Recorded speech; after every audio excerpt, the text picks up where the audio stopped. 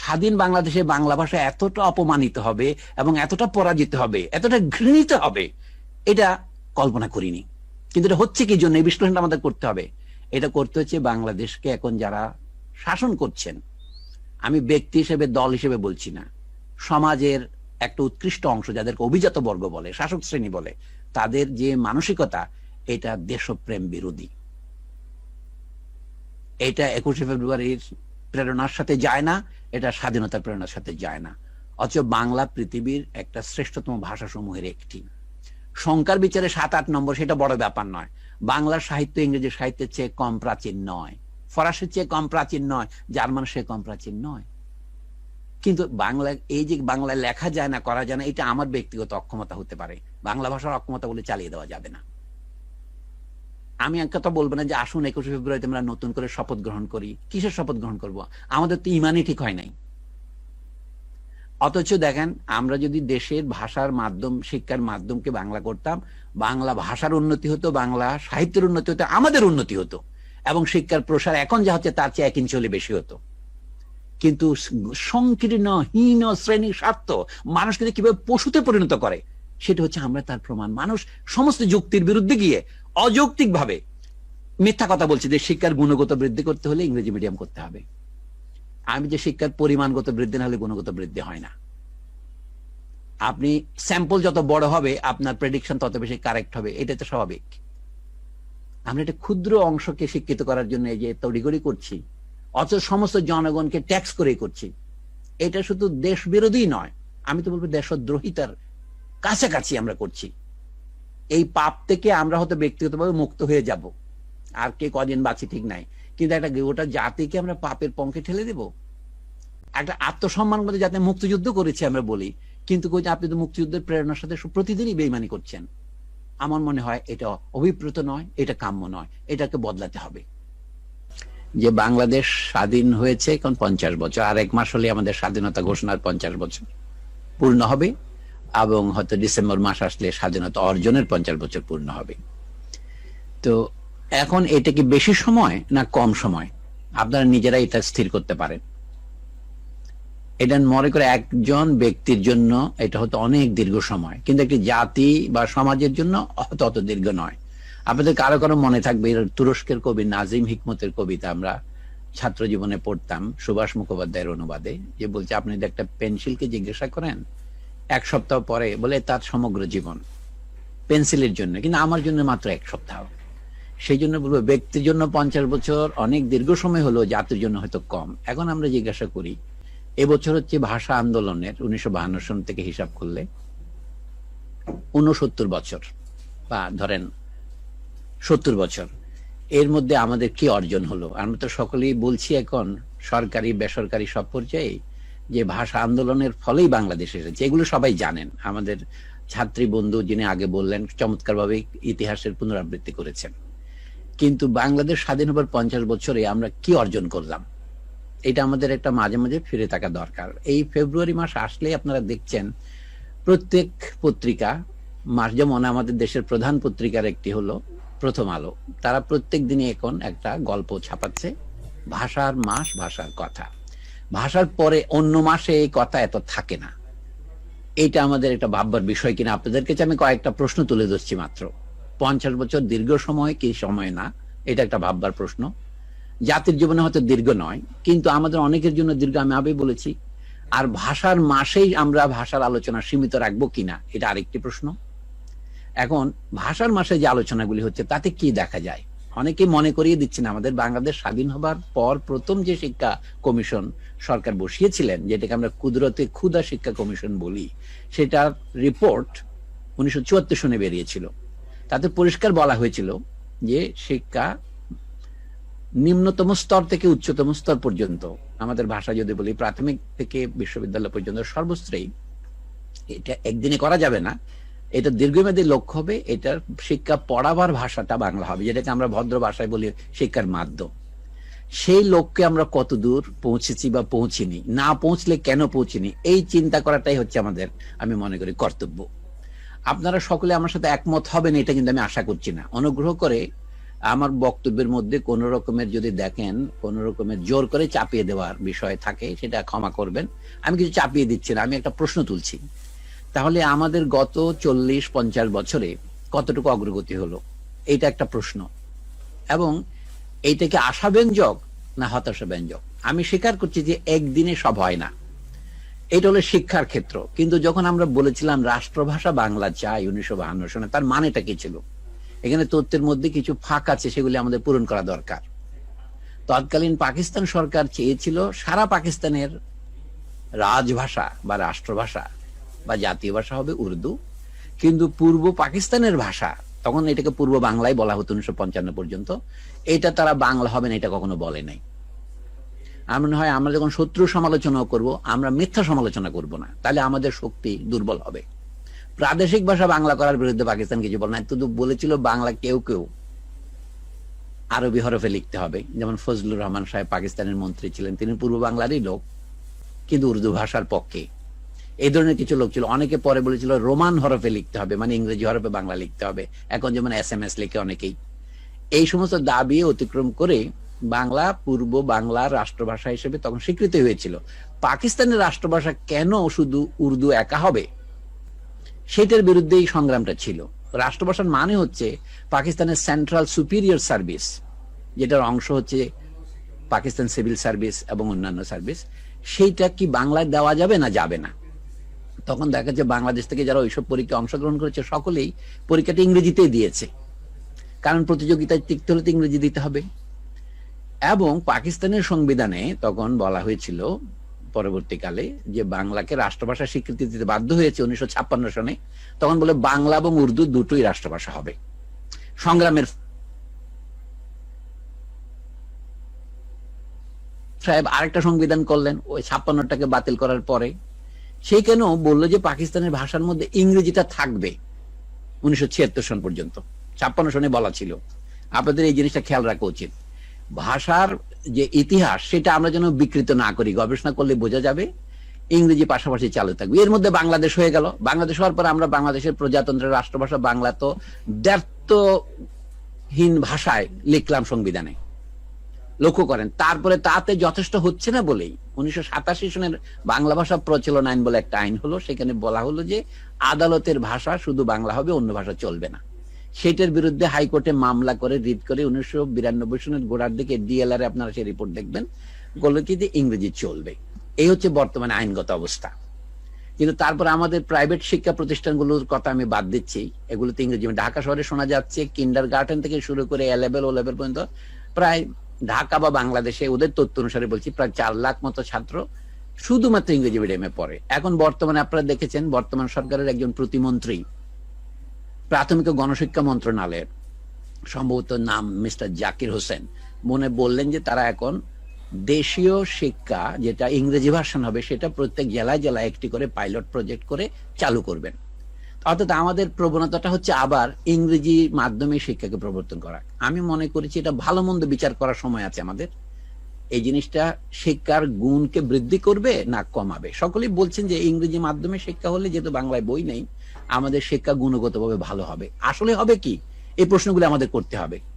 আমরা খালি চোখে যা দেখি, যেমন সূর্য পৃথিবীর চারদিকে ঘুরছে, এটা খালি চোখে দেখি, কিন্তু একটু চিন্তা করলে দেখা যায় এটা হয়তো সত্য না। খালি চোখে দেখলে পৃথিবীকে সমতল মনে হয়, কিন্তু এটা চিন্তা করে দেখলে বৈজ্ঞানিকরা দেখিয়েছেন যে এটা মনে হয় মাত্র, এটা বিভ্রম। কাজেই আমাদের শিক্ষার গুণগত মান বৃদ্ধি হবে কিনা তার সাথে আরেকটা প্রশ্ন আছে আমাদের। শিক্ষা সকলের অধিকার, এই কথাটা যে আমরা তুলেছিলাম, সেটাকে আমরা আন্তরিকভাবে তুলেছিলাম? যদি তুলেই থাকি তাহলে আমরা এখনো বাংলাদেশ স্বাধীন হওয়ার 50 বছরের মধ্যেও শতকরা 100 জন লোককে, যাকে বলা হয় অক্ষর জ্ঞান সম্পন্ন করতে পারলাম না কেন? আমাদের যে মাপকাঠি নাম স্বাক্ষর করা, সরকারি হিসেবে এখন শতকরা 72 বা 74, এটা নিয়ে আমি তর্ক করছি না। 74 জনই ধরলাম, তাহলে বাকি 26 জনের কি দোষ ছিল? আমরা কোনো পৌঁছতে পারি নাই। কিন্তু পৃথিবীতে অন্যান্য দেশে যেখানে স্বাধীনতা সংগ্রাম হয়েছে, আমরা তো সবসময় সগৌরবে বলি আমাদের দেশে একমাত্র দেশ যেখানে ভাষার ভিত্তিতে স্বাধীন হয়েছে। কথাটার মধ্যে একটু আমি মনে করি ফাঁক আছে, অর্ধসত্য অসত্যের চেয়ে মারাত্মক। এই কথাটা অর্ধসত্য মাত্র। পৃথিবীর অন্যান্য দেশের কথা আমি বলি, যেমন কিউবার মতো দেশ 1959 সনে যখন তারা তাদের ভাষা একটা বিপ্লব করলেন, তারা তো 5 বছরের মধ্যে দেশের সম্পূর্ণ নিরক্ষরতা দূর করতে পেরেছেন। নিকারাগুয়ার মতো দেশ, যেটা 1978-79-তে এক ধরনের রাজনৈতিক পরিবর্তন হলো, যেটাকে তারা বিপ্লব বললেও হয়তো খুব বড় বিপ্লব নয়, কিন্তু সেখানেও 10 বছরের মধ্যে নিরক্ষরতা তারা মোটামুটি শেষ করতে পারলেন। নাম দস্তখত করাটাকে যদি আমরা সাক্ষরতার মাপ মনে করি, সঠিক মাপ নয়। ইউনেস্কো এবং অন্যান্য সংস্থার হিসেবে বাংলাদেশে এফেক্টিভলি শতকরা 5 জন লোক শিক্ষিত, 78 জন 75 জন এগুলো গল্প মাত্র। এটা মাপ কি? পত্রিকা পড়তে পারে কয়জন লোক হিসাব করেন, অথবা চিঠিপত্র লিখতে পারে, পড়তে পারে, এইটাকে যদি সাক্ষরতার মাপপত্র মনে করেন, খুব বেশি আমাদের শিক্ষিত হয়নি। আমি বাড়িয়ে বলবো, 5 বলবো না, আমি 20 বলবো। তাহলে এখান থেকে শিক্ষার গুণগত উন্নতি কি দেশীয় ভাষা ছাড়া সম্ভব? এটা একটা মৌলিকতা প্রশ্ন রইল। এখন আমি বেশি সময় নিতে চাই না। আমাদের যে শিক্ষা ব্যবস্থার ভিত্তি ইংরেজি আমলে তৈরি হয়েছে, ইংরেজি মিডিয়াম, সেটা এখনো সমানে চলেছে, তাতে আমি দোষের কিছু দেখি না। আমাদের শিক্ষা ব্যবস্থা একসময় ভেঙে পড়েছিল, শুধু তাই না, রাষ্ট্র ব্যবস্থা ভেঙে পড়েছিল, তাই তো বিদেশিদের দখলে আমরা গিয়েছিলাম, সেটা তো মানতে হবে। কিন্তু বিদেশিরা 100 বছর পরীক্ষা নিরীক্ষা করে ইংরেজি মাধ্যম চালু করলেন। তাদের ফাইনাল রিপোর্ট যেটা আসলো 1854 সনে, আপনি জানেন 1757 পলাশী যুদ্ধের 97 বছর পরে তারা একটা শিক্ষা ব্যবস্থা নীতি গ্রহণ করলেন, যেটার নাম পেয়েছে তৎকালীন একজন ইংরেজ মন্ত্রীর নামে, তার নাম চার্লস উড। এটা কিন্তু উডস ডেসপাচ বলে। উড মানে আমাদের কাঠ বা জঙ্গল যে উড, সেই শব্দে। সেখানে কি বলেছিল? সেখানে কিন্তু পরিষ্কার বলা হয়েছে যে এখন উচ্চশিক্ষাগুলো ইংরেজি মাধ্যমে হয়েছে ব্রিটিশ ভারতে, কিন্তু নিচের শিক্ষাগুলো দেশীয় ভাষায় দিতে হবে। সেই জন্য দেশীয় ভাষায় পড়াতে পারে এমন শিক্ষক দরকার, দেশীয় ভাষায় বই তৈরি করা দরকার। ইংরেজদেরই নীতি ছিল। আজকে বাংলাদেশ স্বাধীন হবার 50 বছর পরে আমরা বর্তমান বাংলাদেশ সরকারের মুখে শুনতে পাচ্ছি নিচেও শিক্ষার মাধ্যম ইংরেজি করতে হবে প্রাথমিক বিদ্যালয়ে। কিন্ডারগার্টেন গুলো, অর্থাৎ 3 বছরের বাচ্চাকে আপনি প্লে 1, প্লে 2 এগুলিতে শুধু ইংরেজি পড়াচ্ছেন। আমি জিনিসটা পরিষ্কার করে, আমাকে ভুল বুঝবেন না। বর্তমান দুনিয়ায় ইংরেজি 1 নম্বর ভাষা, এটা পাগলেও জানে। ইংরেজি না শিখলে আমাদের লেখাপড়ার গুণও হবে না, লেখাপড়াও হবে না, এটাও ঠিক আছে। প্রশ্ন হলো আমাদের 1 নম্বর ভাষা কোনটা হবে, 2 নম্বর ভাষা কোনটা হবে? প্রত্যেক জাতির কমপক্ষে 2টো মাত্রা থাকে, যে একটা কাগজে যেমন 2টো পিঠ থাকে, টাকা তো এপিট আর ওপিট থাকবে। আমাদের এপিট যদি বাংলা হয়, ওপিট ইংরেজি। কিন্তু কোনটা বুক, কোনটা পিঠ, কোনটা প্রধান, কোনটা অপ্রধান, এইটা যদি আমরা অগ্রাধিকার নির্ণয়ে কোন রকমের ভুল করি, আমি খুব আতঙ্কিত যে আমরা এই ভুল করছি। বর্তমানে যদি আমি বলি আমাদের কোন শিক্ষা নীতি আসলে আছে কিনা, আমি বলবো নাই। আমাদের কোন ভাষা নীতি আছে কিনা, নাই। আমাকে 1 সেকেন্ড একটু ক্ষমা করবেন। হ্যাঁ, মোতালেব সাহেব আপনি থাকেন, আমি আসবো 12টার সময়। ওকে, আপনি পার্ক করে থাকেন, আমি আসতেছি 12টায়। হ্যাঁ, যে আমি দুঃখিত যে আমাকে আরেক সবাই যেতে হবে, ড্রাইভার সাহেব এসে গেছেন। তো যেটা বলছিলাম যে আমাদের দেশে এখন একটা সঠিক ভাষানীতি তৈরি হয় না। শিক্ষার ভাষানীতি, আদালতের ভাষানীতি, সমাজের ভাষানীতি আছে। দেখুন তো 21শে ফেব্রুয়ারিতে আমরা যে অভিনয়টা করছি, এই যে ফুল দিতে যাচ্ছি, এটা কতটা অকপট না কপট? ইংরেজি অনুবাদে বললে তো ভালো হবে। এটা কতটা সিনসিয়ার বা নন সিনসিয়ার? নন সিনসিয়ার আর একটা খারাপ শব্দ আছে, হিপোক্রিটিক্যাল, যেটাকে আরবিতে বলে মুনাফিকি। আমরা তা করছি কিনা এই কথা জিজ্ঞাসা করার আমাদের প্রয়োজন আছে। আমি ইংরেজি শেখার বিরুদ্ধে নই। আমি মনে করি ইংরেজি হবে আমাদের 2 নম্বর ভাষা, 1 নম্বর নয়। এটা জাতীয় নীতি। কিন্তু আপনি যদি 1 নম্বরকে 2 নম্বরের জায়গায় দেন, তাহলে একটা মহা বিপর্যয় হয়। আবার 2 নম্বরকে 1 নম্বরে দিলেও বিপর্যয় হয়। একজন আমার বন্ধু একটা সুন্দর কথা বলতেন, একটা প্লেটের মধ্যে আপনি একটা কেক নিয়ে খাচ্ছেন, এখন তো কেকই বলবে, পিঠা তো আর বলা যাবে না। ভাষার মধ্যে কিছু পরিবর্তন হচ্ছে, এটা আমি মেনে নিচ্ছি। আগে 400 বছর এদেশের রাজভাষা ফার্সি যখন ছিল, আমাদের আদালতের ভাষায় শুধু নয়, দৈনন্দিন জীবনে হাজার, আমি শত বলবো না, হাজার ফার্সি শব্দ ঢুকেছে। এখন ইংরেজি শব্দ ঢুকবে, এটাকে ঠেকানোর আমার কোনো প্রয়োজন নাই। ভাষা তার যে ঐতিহাসিক নেমে বদলাবে। আমি শুধু বলছি আমরা এখন যে ভাষা অনুসরণ করছি বাংলাদেশে, এটার নাম যদি বাংলা হয়, এই বাংলাটা হচ্ছে আমাদের খাদ্য। প্লেটে নিলেন, কিন্তু এটা যদি মাটিতে পড়ে যায়, তাহলে এটা তখন অখাদ্য হবে। আমার বক্তব্য হলো, যদি একটি খাদ্য আপনার থালার উপরে থাকে তখন তা খাদ্য থাকে, কিন্তু এটা তো মাটিতে পড়ে যায়, ধুলা মেশে, তখন এটা অখাদ্য হয়। খাদ্যের কোনো পরিবর্তন হয় না রাসায়নিক ভাবে, পরিবেশের জন্য সেটা নষ্ট হয়ে যায়। যাহা খাদ্য তাহা আবর্জনা, 1 সেকেন্ডের মধ্যে হতে পারে। আমি যে ইংরেজিতেই বলি যে এভরিথিং হ্যাজ ইটস প্লেস। বাংলাদেশে ইংরেজি, আমরা একটা বাংলা কথা বলেছিলাম, বঙ্কিমচন্দ্র চট্টোপাধ্যায়ের ছোট ভাই সঞ্জীব চন্দ্র চট্টোপাধ্যায়, তার বড় ভাই, উনি বলতেন, পালামো নামক বইতে আছে, বন্যেরা বনে সুন্দর, শিশুরা মাতৃক্রোড়ে। এর মধ্যে একটা বর্ণবাদ আছে, আমি সেটা আপাতত আপনাদের কাছে ক্ষমা চাচ্ছি।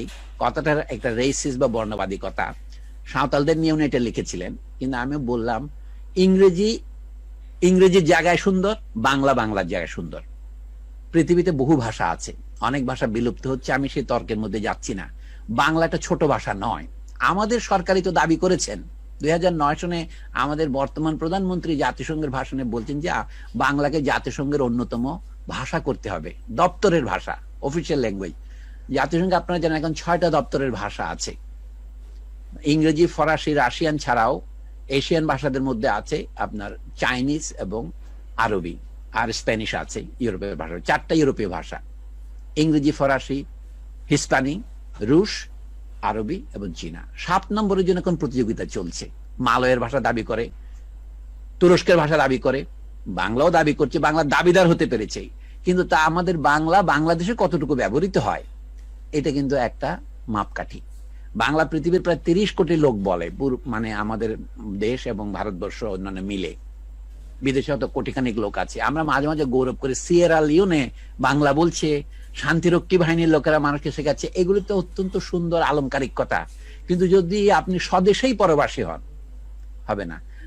তারা বলছে কি আমাদের বইপত্র নাই, তা আমরা উচ্চশিক্ষা করতে পারি না। বুঝলাম, কিন্তু আমাদের কিন্ডারগার্টেন ক্লাস 9 পর্যন্ত, 10 পর্যন্ত বই যে ইংরেজিতে পড়তেই হবে এমন তো কোনো কথা ছিল না।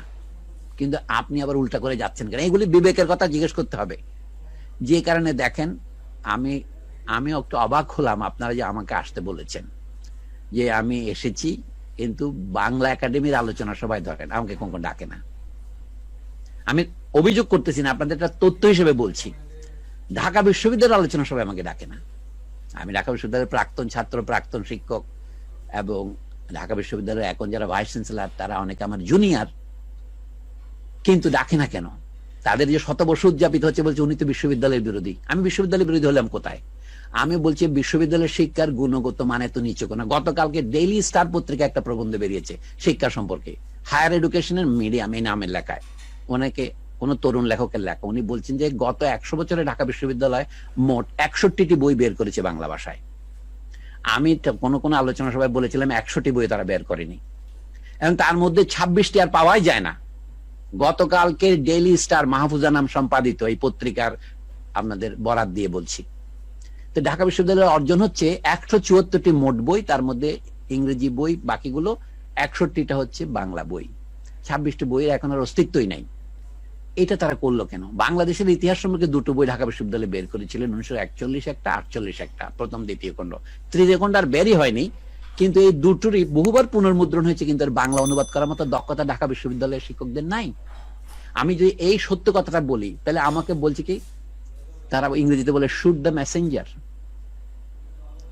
আমাদের এই যে বিশ্ববিদ্যালয়ে আপনারা কিন্তু প্লেজিয়ারিজম একটি সমস্যা, একজনের লেখা আরেকজনের চুরি করে ছাপাচ্ছে। আমি যে আপনারা যে এত ইংরেজি পড়ে মন পণ্ডিত হয়েছেন, তার প্রমাণটা দেখুন না, বাংলায় এটা অনুবাদ করুন। এইটা হচ্ছে জানাজান নামাজের মতো, আপনারা জানেন আরবিতে বলে ফরজে কিফায়া, সবাই করতে হয় না। কমিউনিটির পক্ষ থেকে 2-1 জন যদি জানাজা পড়ে, অন্য সকলের পাপ মুক্ত হয়ে যায়। তো আমি বলি অনুবাদ আমরা সকলেই করব না।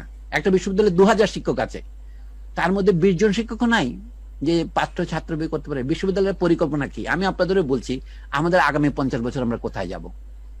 আমরা তো ডেল্টা প্ল্যান করতেছি, কথাবার্তায় কাজে কর্মে সবই আমাদের ইংরেজির কত প্রাধান্য। এটা আমি ঠেকাতে চাই না, ঠেকাতে চাইও না, ঠেকানো সম্ভব না, ঠেকানোর দরকারও নাই। কিন্তু বাংলাটা পাশাপাশি থাকবে না কেন? আপনাকে আমি আমার কথা গুছিয়ে নিয়ে আসবো। আমাদের একটা জায়গায় স্থির হতে হবে যে আমরা শিক্ষা কোন ভাষার মধ্যস্থতায় দিলে শিক্ষা ভালো হয়। একটা বিষয়ে আমাদের একমত হতে হবে, আমরা ভালো শিক্ষা চাই কিনা। চাই। আমি দাবি করছি যে ভালো শিক্ষা করার একমাত্র উপায় হচ্ছে দেশীয় ভাষার শিক্ষাকে নিচের স্তর থেকে গড়ে তুলে উপরের স্তরে নিয়ে আসা। আমাদের ছাত্রছাত্রীদের মেধা কোথাও কম নয়, এমনকি আমি মাদ্রাসা শিক্ষার্থীদের সম্পর্কেও বলেছি অভিজ্ঞতার ভিত্তিতে, তাদের মেধা আমাদের চেয়ে কম নয়। কিন্তু তাদের যে পাঠ্যসূচি যেভাবে তৈরি করা হয়েছে, ফলে তারা কোনো জীবনের কৃতিত্ব দেখাতে পারে না।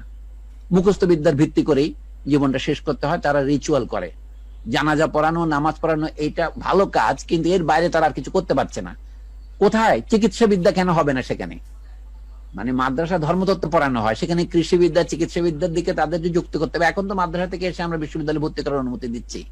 এই কথাটা আমি বলছি প্রাইভেট বিশ্ববিদ্যালয়ের ছাত্রছাত্রীদের দেখা যায়। আপনারা দেখেন প্রাইভেট বিশ্ববিদ্যালয় চালু হয়েছে প্রায় 30 বছর, যদি আমি এনএসইউ থেকে শুরু করি, নর্থ সাউথ ইউনিভার্সিটি, কিন্তু তার থেকে খুব বেশি ছেলে মেয়ে আমাদের এখন সিভিল সার্ভিস পরীক্ষায় সফল হয় না, অনেক পরীক্ষা দেয় না। এগুলি আমাদের ভেবে দেখতে হবে। আমরা বাজারের জন্য দক্ষ ইঞ্জিনিয়ার, কম্পিউটার বিশারদ তৈরি করছি, এটা কোনো মিথ্যা নয়, কিন্তু একটা জাতির প্রয়োজন মেশানোর জন্য একটা পরিকল্পনা থাকা দরকার। আমাদের কত ডাক্তার দরকার, কত ইঞ্জিনিয়ার দরকার, কত কৃষিবিদ দরকার, কত ব্যবসা প্রশাসক দরকার, এইগুলি অনুসারে আমরা করছি কিনা এই বিবেচনা করার জন্য আমাদের দরকার। বিদেশে আমাদের শিক্ষা করতে যেতে হবে। ইংরেজি যেহেতু আন্তর্জাতিক ভাষা, কেন ইংরেজিকে একটা বিশেষজ্ঞ শিক্ষা হিসেবে আমরা করতেই পারি। কিন্তু আমাদের সেই দিন অধ্যাপক সৈয়দ মঞ্জুরুল ইসলাম, যিনি আজকে আমাদের ইউলেবে এই প্রধান অতিথি হিসেবে বক্তৃতা দিচ্ছেন, তিনিও বলেছেন যে একটা অনুবাদ সেল করতে পারলাম না আমরা বাংলা একাডেমিতেও। ভাষা আন্দোলনের রক্তের বিনিময়ে বাংলা একাডেমি গড়ে উঠেছে 1955 সনে। যাই হোক, আমি অভিযোগ আর বেশি করব না। আপনাদের একটা কথা মনে করিয়ে দিচ্ছে, শিক্ষা নীতি যে কথাটা আমরা বলি, আমি যে বললাম শিক্ষা নীতি নাই, আপনারা সকল আপনি এত বড় মিথ্যা কথা চোখের সামনে বলে গেলেন অন রেকর্ড। 2010 সনে শিক্ষানীতি আছে কি? শিক্ষানীতিটা কি তাতে কোনো লক্ষ্য নাই। কুদরতে ক্ষুধা শিক্ষা কমিশন যদি বলেছিল আপনি সর্বত্র জাতীয় ভাষার মাধ্যমে, যেটাকে রাষ্ট্রভাষা বলা হয়, আপনি উচ্চশিক্ষা পর্যন্ত প্রসারিত করবেন, তা না করে আপনি নিচে শিক্ষা বা ইংরেজিতে করতেছেন, এটা কি উল্টা দিকে যাত্রা নয়? আপনার যাত্রা করার প্রয়োজন হলে নিজের মতবাদকে সংশোধন করা যায়, সেটা আমি অস্বীকার করব না, কিন্তু আপনি কি সংশোধন করেছেন আমি জিজ্ঞাসা করতে চাই। কেন করেছেন তার ব্যাখ্যা দিতে হবে না? 52 সনে আমাদের ছেলে মেয়েরা যে রক্ত দিয়েছিল, সেটা আপনার কেন রক্ত দিয়েছিল? এখন যে ধরনের আরেকটা আমরা জালিয়াতি শুরু করেছি, 21শে ফেব্রুয়ারিতে আমাদের ছেলে মেয়েরা শহীদ হয়েছিলেন, সেই জন্য আমরা এটাকে আন্তর্জাতিক মাতৃভাষা দিবস করেছি। এটা অত্যন্ত বিরল সম্মানের ব্যাপার আমাদের জন্য।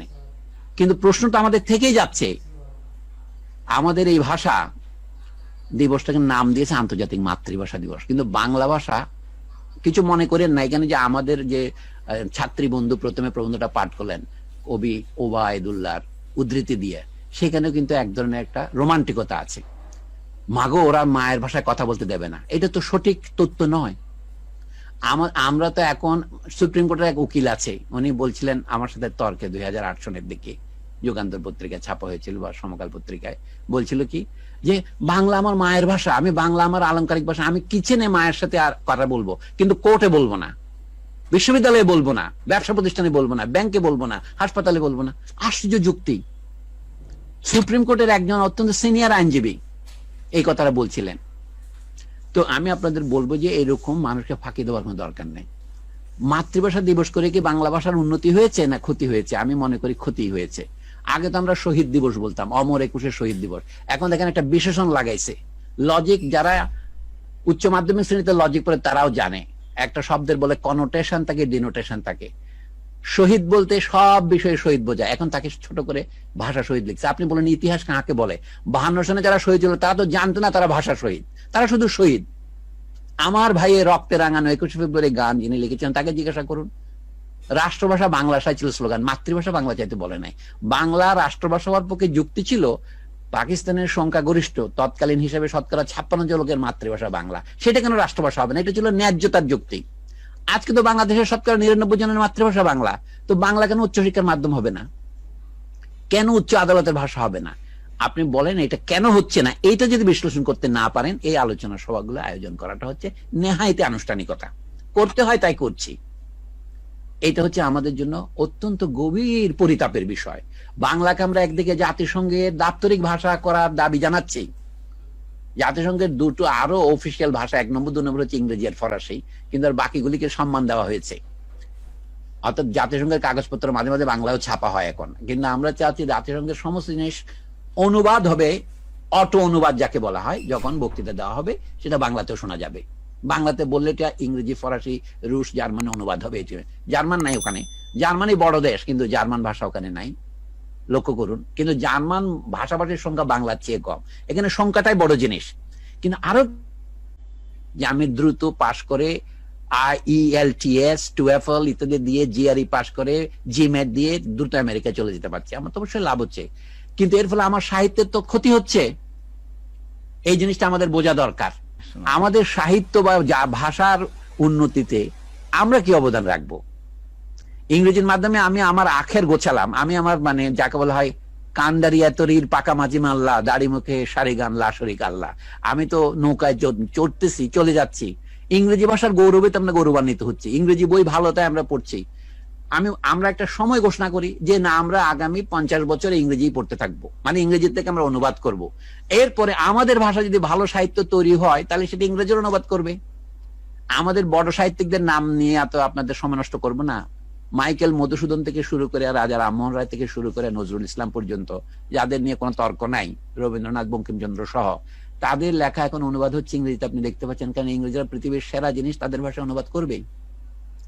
মাইকেল মধুসূদন না পড়লে তাদের চলতো, কিন্তু আমি দেখলাম মেঘনাদ কাব্যের আমি 3টে অনুবাদ দেখেছি ইংরেজিতে প্রকাশিত হয়েছে আমেরিকায়, ব্রিটেনে।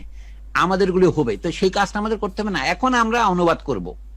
আমি আপনাদের এই জন্য বলি, আমাদের পুরনো শিক্ষানীতির ইতিহাসটা বললে চলবে না। আমি মনে করছি আমি আর 2-3 মিনিট বলে শেষ করব, 12টা বাজতে আমার উঠতে হবে। আমি বলি যে আমাদের শিক্ষার ক্ষেত্রে ভাষার প্রশ্নটি এখন অমীমাংসিত রয়েছে।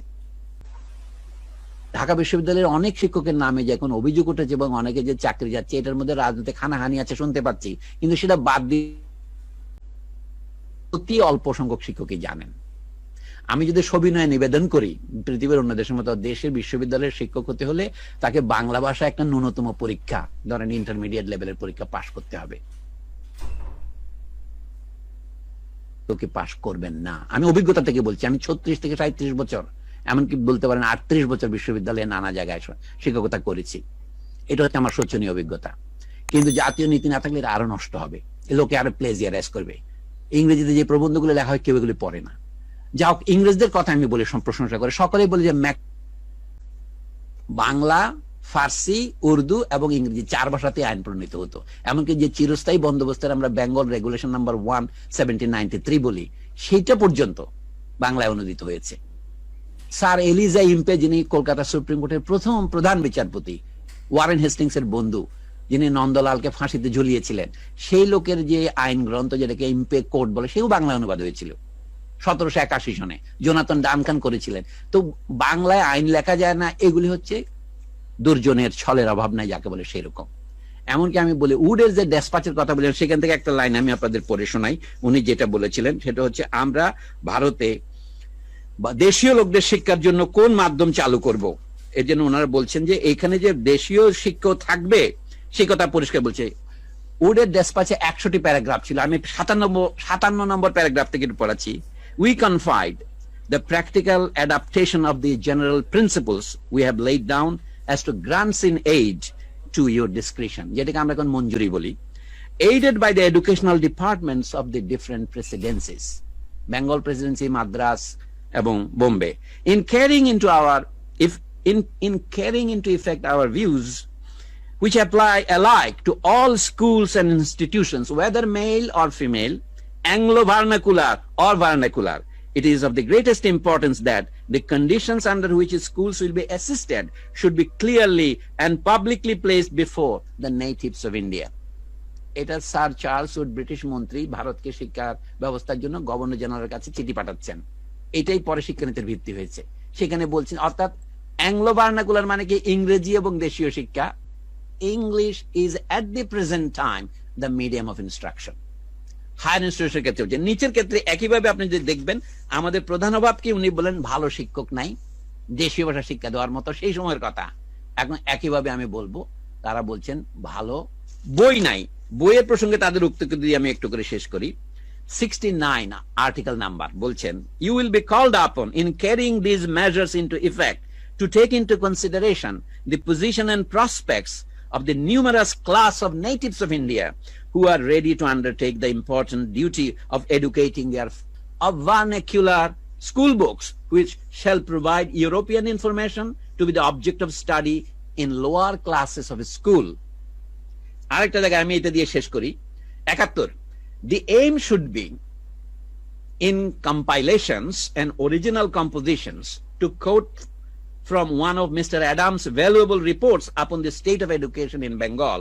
এটা 1835 সনে বেরিয়েছিল মিস্টার অ্যাডামের, উইলিয়াম অ্যাডামের 3 খণ্ড রিপোর্ট। 1835, 36, 38 বেরিয়েছিল, তিনি রাজা রামমোহন রায়ের ঘনিষ্ঠ বন্ধু ছিলেন।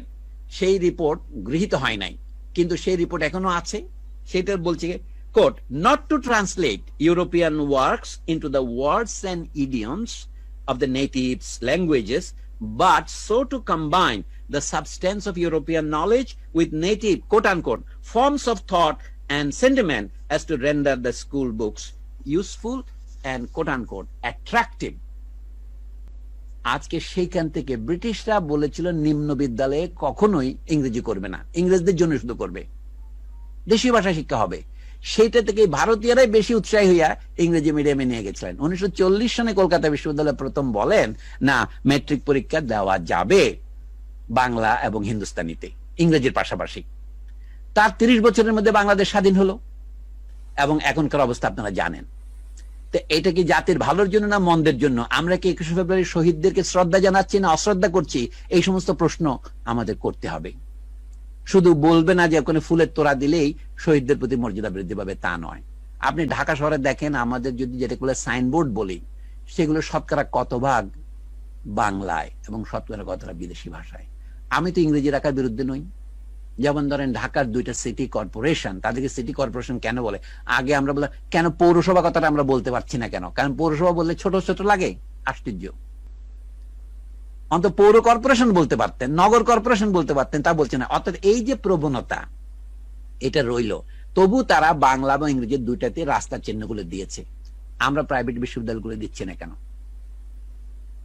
আপনি তো আছেন, মিশন ভিশন যা করতেছে, ওয়ার্ল্ড ব্যাংক যেভাবে আমাদেরকে গিনিপিগ হিসেবে ব্যবহার করছে, সবগুলো ইংরেজিতে করছি। তো বাংলা অনুবাদ করার মতো ধৈর্যটা আমাদের নাই। তাহলে আমরা কোন মুখে জাতিসংঘের দাপ্তরিক ভাষা বলে বাংলাকে দাবি করি? আপনি ঢাকাতে বিশ্ববিদ্যালয়গুলো এইটা করতে পারছে না। শুধু আমাদের বিশ্ববিদ্যালয়ে আমি দেখলাম একটা জিনিস আছে, জরুরি বাহির, এক্সিটের পাশাপাশি, এটাই হচ্ছে একমাত্র বাংলা। তাহলে কেন আমরা 21শে ফেব্রুয়ারি পালন করছি? এই রিচুয়াল কেন?